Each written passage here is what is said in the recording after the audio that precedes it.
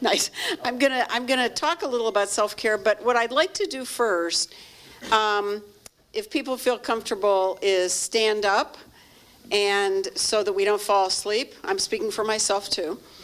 And we're gonna do, some of you are familiar with this, something called tapping. It's from Tai Chi. And so we're going to tap with our fingers, but very gently. So first, I can't hold this. I think you can hear me. First, we're going to tap our lungs. Just tap to open them up. And this is all Eastern medicine. So tapping your lungs releases sadness, grief, depression, lack of courage, and it allows courage, integrity, and inspiration in. Those are the lungs. Now we're going to tap our kidneys, which in Eastern medicine is the center of life. And when we tap our kidneys, we release fear and allow gentleness in. Now we're going to go to our liver and gallbladder, which is on the right side. Tap. That releases anger and allows kindness in. So when you get angry, all you have to do is tap.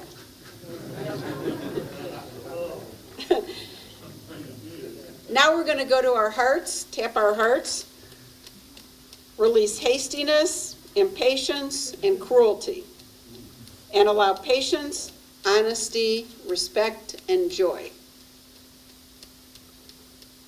And last but not least, we're going to tap our spleen, which is left, spleen and pancreas. We release worry, anxiety, and we allow compassion and serenity in. Great. Thank you. Thank you. We had to mix in a little Eastern medicine. It's really important. So I'm going to talk a little about self-care, and then we're going to have lunch. So I'll try to go fast. So definition of self-care. Oh, microphone, yes. Microphone. Definition of self-care. It has been defined as the process of taking care of oneself with behaviors that promote health and well-being physically, emotionally, and spiritually. So, social self-care. Close connections are important to your well-being. Cultivating close relationships is key. Are you getting enough face-to-face time with your friends? And how are you nurturing your relationships with friends and family? I think with prostate cancer and other cancers, sometimes it is difficult to nurture those relationships, but I think it is extremely important. I think sometimes you don't feel well, you don't have energy, etc., but it's really important to maintain close relationships. Isolation is not a good thing for people and leads to other illnesses. So mental self-care. The way you think greatly influences your psychological well-being. When I first started working many years ago at Mount Sinai Hospital, for those of you who remember Mount Sinai, the doctors really didn't feel that the mind and the body were connected at all. It was like, this is a gallbladder, this is a liver, this is this, but no connection with the mind. We now know that there's great connection with the mind. That's why we did some of these exercises. It's really important to get yourself balanced in terms of mental well-being. And that can happen in a lot of ways that I'm going to mention. Are you making time for activities that stimulate you? Are you practicing self-compassion and acceptance? And again, I think a lot of times when we're talking about compassion, we talk about other people. Like you show compassion to other people, but do we turn it around and say, I need to show myself compassion too? Spiritual self-care. Where are my friends? From the word church. Spiritual self-care. Nurturing your spirit can involve developing a deeper sense of meaning or connection with the universe. Have you thought about your purpose? What is your purpose? Are you engaging in spiritual practices that you find fulfilling? Again, this is not necessarily religion, but this is just, your connection. And sometimes this means walking in a park or communing with nature. But, a lot of those things ground us and get us to, why are we here and what good are we doing? Emotional self-care. It is important to have healthy coping skills to deal with uncomfortable emotions like fear, sadness, anxiety, anger. I think a lot of those emotions come up when you're diagnosed with a cancer. And so, do you have healthy ways to process your emotions? Do you have activities in your life that can help you to recharge? After lunch, we're going to be doing some exercise with Stephen, a lot of you know, and that is a great recharger exercise. But do you have healthy ways to process your emotions? And that can be, from journaling, writing things down, talking to someone, but just so you don't hold negative emotions internally. Physical self-care. I said there's a strong connection between your body and your mind. Are you getting adequate sleep? Is anybody getting adequate sleep in here? That's a whole nother talk. But it's hard to get adequate sleep, and but I think it's really important. And there are little things that you can do, like, having the room as dark as possible, having a little cooler, not being on your phone, iPad, or computer before, probably at least an hour before you go to sleep. That's really hard for people. There's a lot of things that cause disruption of sleep, but trying to concentrate on what is disrupting your sleep and seeing if that is fixable. Is your diet fueling your body well? And we're going to also have our dietitian here to talk a little about diet and prostate cancer. And are you getting enough exercise? So the benefits of self-care: reducing anxiety and depression, reducing stress and increasing resilience, improving happiness, increasing energy, reducing burnout, and just overall better relationships. According to the World Health Organization, self-care can help people cope better with illness. So again, sometimes we're running around, we don't have time, I don't have time to take care of myself, I'm taking care of everyone else, or I have all these appointments. Again, it's really good to concentrate on what can I do for myself, and how can I make myself healthier and happier. Consider your stressors. Cancer's a big stressor.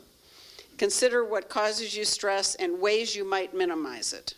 And that goes for control too. Like, you don't really have a lot of control when you're diagnosed with cancer, and I think a lot of people feel like they lose control. But what do you have control over? Well, the panel talked about today, you have control over getting a second opinion.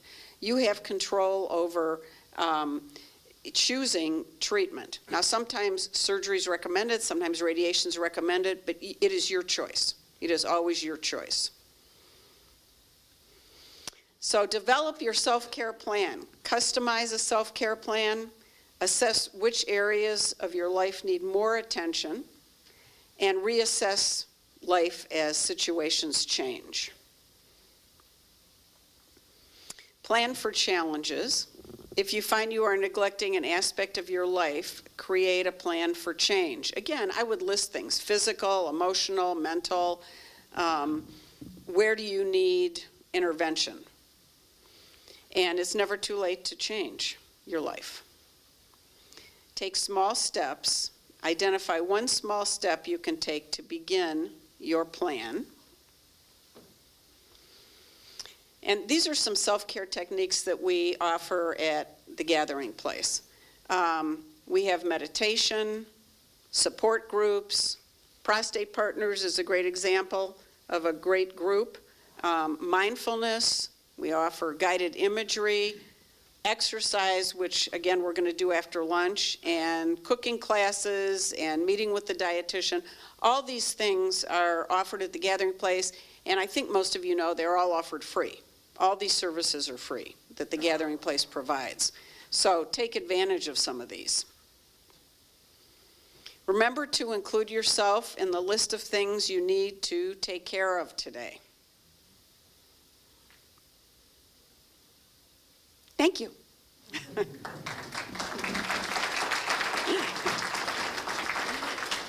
I went really fast, sorry, because I know that we're a little behind in the schedule. But anybody want to talk about self-care, have questions or comments? Yes? I have a question regarding the importance of the support of your partner regarding self-care. My change of diagnosis was split with my wife is what drove me. Whereas my first 5 years of active surveillance, I really didn't keep her involved. But then once I met with, recently left, Dr. Pitts, so my wife had in his plan of action for us, drove me to take care of this and take care of my self-care according to his plan and according to how she felt about the whole thing. Keeping her involved versus her not being involved my first 5 years of active surveillance. I think that's great. I think that's great. I mean, did all of you hear that? Keeping your partner involved. I think sometimes it's easy to try to deal with things, particularly men. Try to deal with things on your own, be the strong one, not involve. I see someone shaking their head, yes. Not involve the partner, or not bother them, or don't want them to worry. But believe me, they are worrying as much as you are. And to worry together is a better force than to worry on your own. So I think it's really important, thank you, to share with your partner. Other comments? Anybody want to challenge self-care? Most people say, I can't do that. Yes? I'll make a comment about it. I think a good approach to it is, what can I do today so I feel better tomorrow? Or at least not any worse. Yeah. And if you focus on self-care with that approach, at least for me, it works very well. That is great. So staying in the present, and then saying, what I'm lacking today, I'm going to make up for tomorrow, or I'm going to do tomorrow. Does that sum it up? Yeah. Yeah. Yes? You mentioned about meditation. When is that offered? Is that like a group? Meditation? Yeah. Actually, our librarian offers it, and it is, I think, mainly on virtual now. And it's in our calendar. If you go to the Gathering Place table, it's there. But she was doing it in person for a long time, and I think she's doing it virtually because people can be in their pajamas, and she has a wonderful voice, and many people fall asleep. So she didn't, I think she's doing it that way so that people can just rest after. But it's in our calendar when it is. Other comments, questions, other things that people do to take care of themselves?